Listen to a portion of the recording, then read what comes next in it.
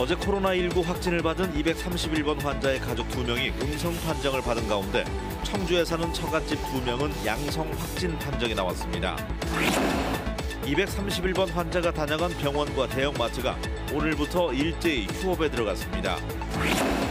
대구에 다녀왔다가 감염된 113번 환자의 가족 4명 모두 오늘 음성 판정을 받았습니다.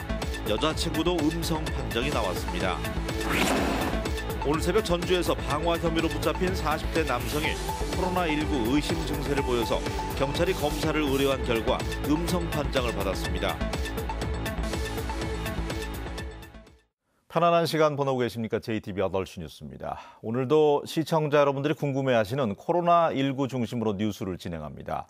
먼저 어제 확진자로 분류된 231번 환자, 그러니까 36살 소내 사정인의 사례입니다.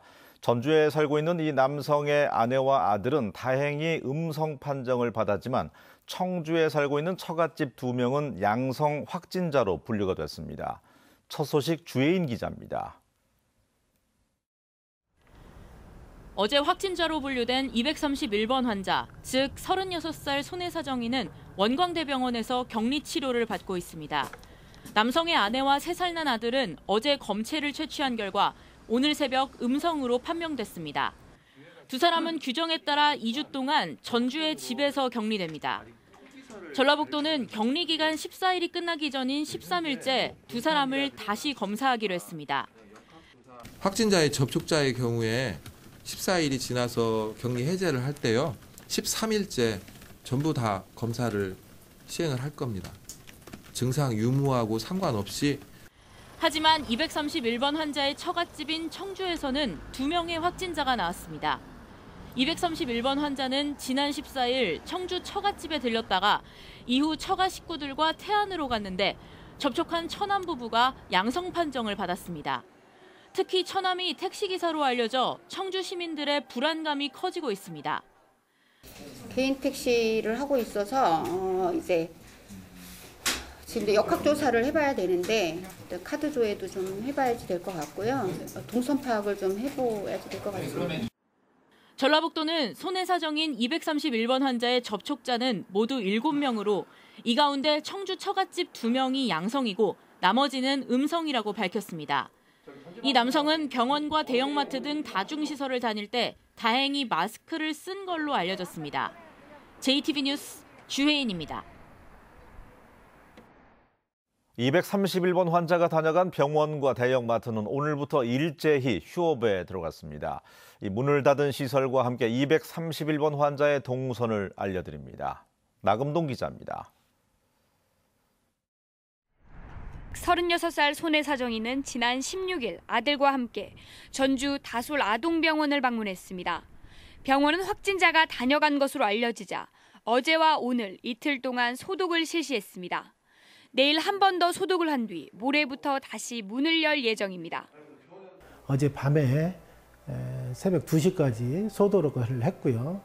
또 오늘 아침에 저희 병원 자체로 또 소독을 한번 했습니다. 내일 한 번 더 소독을 한 뒤에 월요일부터는 다시 정상 진료를 하려고 합니다.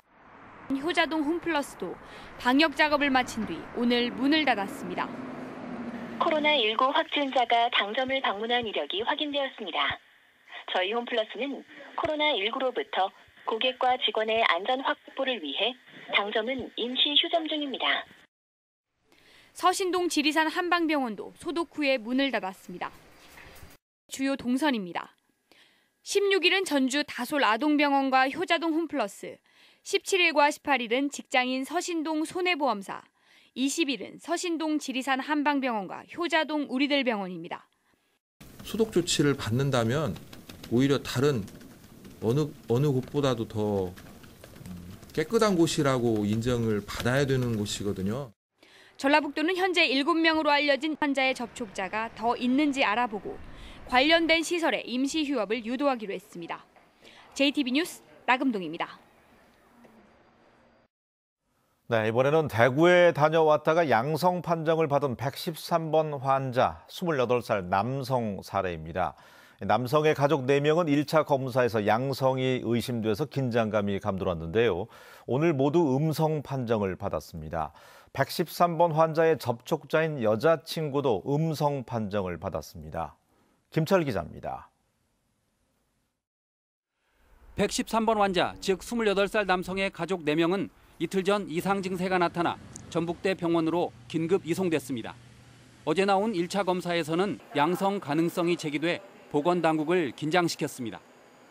다행히 오늘 실시된 2차 검사에서 남성의 부모와 할머니 그리고 남동생은 모두 음성 판정을 받았습니다.